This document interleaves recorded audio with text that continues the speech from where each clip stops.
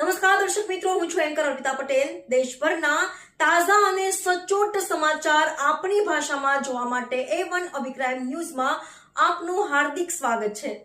હવે જોઈએ મુખ્ય સમાચાર।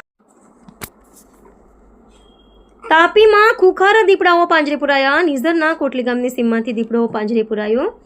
2-3 દિવસથી કોટલી ગામની સીમમાં ખુખાર દીપડો આટાફેરા મારતો હતો, જેને લઈને ફોરેસ્ટ વિભાગ દ્વારા પાંજરું મૂકી પાંજરામાં શિકાર મૂકવામાં આવ્યો હતો। શિકાર કરવા નીકળેલ દીપડો આખરે પાંજરે પુરાયો હતો।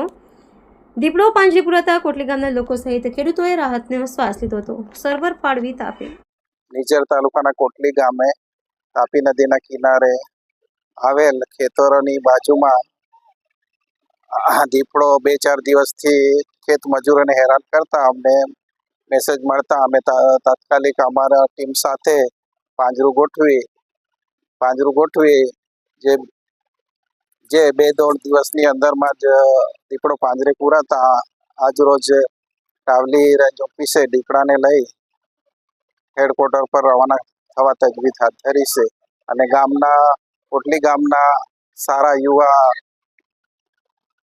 યુવાનોએ કડી મહેનત કરી છે, તે બદલ બી હું દિલથી આભાર માનું છું।